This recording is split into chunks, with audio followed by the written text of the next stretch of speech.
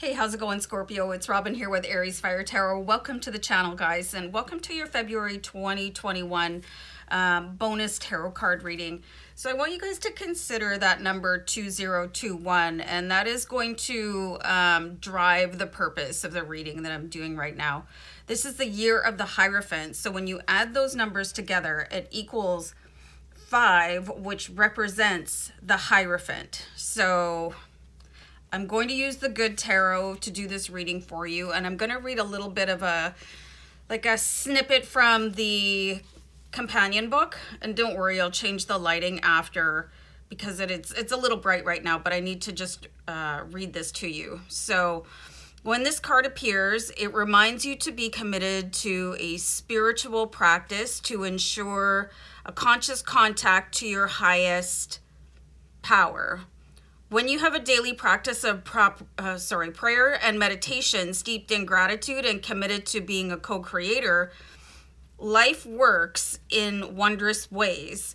Rituals are for your highest good at this time, and exchanging vows is also highlighted. So this is going to be a really cool reading for you guys, and see what lessons can be presented to you this year, what can fall away from you if you're ready for that to fall away.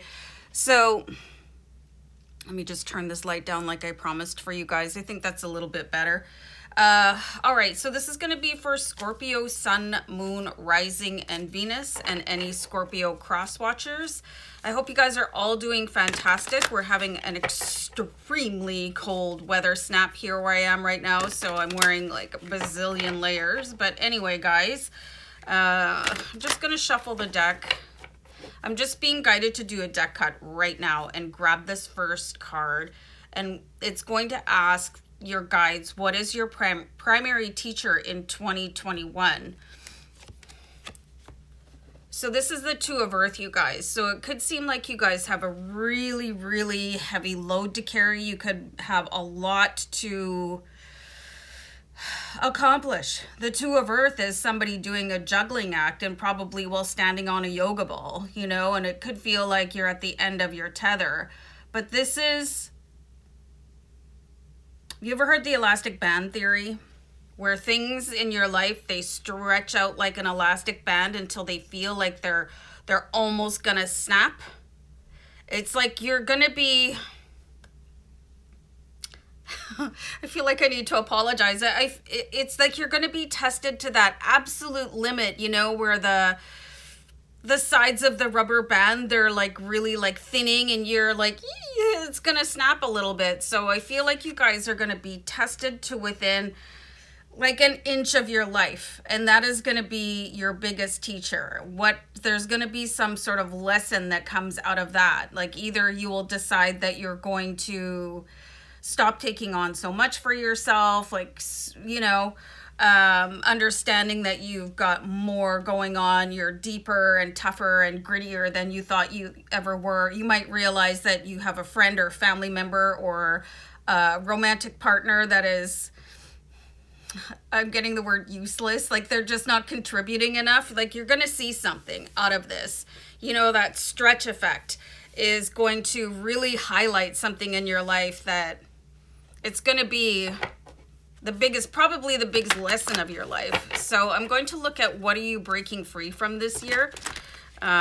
So let me pull a card for this. So you've got the Emperor. So this is really interesting. So the Emperor is somebody that is a very strong guide for you, but you could be at the point in your life where you don't need that guide, teacher, guru.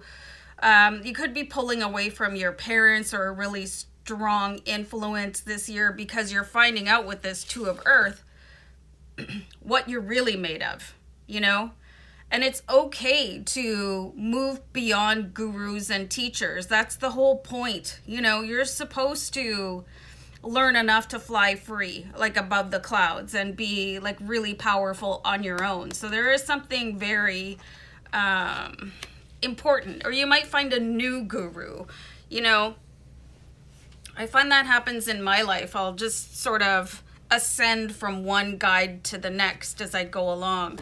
So you could, and don't feel bad about this, guys. You know, you're meant to do that. You're meant to Like basically leave the nest, whatever that looks like for you right now. And I kind of get the feeling that this Emperor influence might give you a hard time, and that could be part of this stretching here too, because they spend quite a bit of their life being your coach, your guide, your confidant.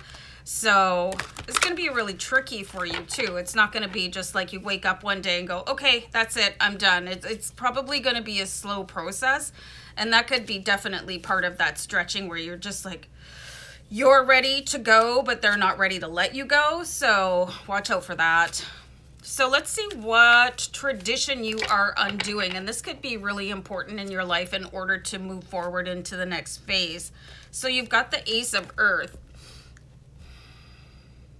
Okay, so I'm getting like totally barraged with words from guides while I'm pulling your cards over here. They have a really strong message for you.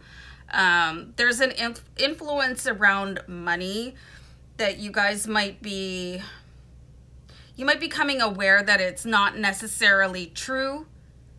You know, for instance, people are largely brought up with poverty mantras. You know, if you were born in a house in a family that was very well-to-do and very comfortable and never wanted for anything, that's great. But I'm sensing there is some sort of an influence where, you know, oh, money's always tight, and this Emperor could have a little bit to do with it too. And I'm sensing that it could be a little bit intentional because they realize that once you're strong enough on your own, they're probably not going to have much else to do with their life. But that's kind of a crappy teacher, if you ask me. You know, you really want people to be able to, you have to be able to release people when they're ready. You can't clip their wings. And I'm seeing somebody is sort of subversely doing that. And it could be with these, you know, they could be doling out a allowance to you or undermining your options for abundance with those poverty mantras. Oh, my dog. Hold on, guys. Okay, so Lacey is settled. So back to you guys. All right, so there's been some sort of, I want to say selfishness from somebody that is supposed to be like that pillar, that foundation for you, you know, because they just don't know what they're going to do. And I get that, you know, when you look at it a certain way, like my grandmother, she lived in an apartment by herself for like 17 years or longer after my grandfather passed away, you know, so, but she wasn't like that. She didn't try and grab onto people like crabs in a bucket, you know, and you've got a crab in a bucket here with this Emperor. So you're going to have to extricate yourself, but they're doing it from, I don't know, this really weird twisted place where they really do love you, but they don't want you to leave. But you're not going to leave. You're never going to leave them. The relationship is just going to change a little bit, you know. So I'm going to pull, what in your spiritual practice can you change this year that will really help you? So you've got the Five of Fire here. So the Five of Fire is choosing divine and perfect timing over arguing. This is a very placid, almost like a fairy, you know, there's some sort of beautiful understanding here.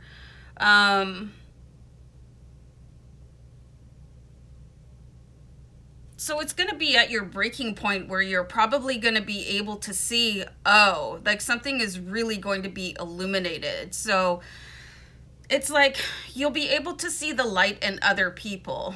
You know, this is going to be a dramatic, I'm getting the word sort of a shape-shifting year for you guys. You know, where everything changes, where you might start to see people as light beings rather than humans. So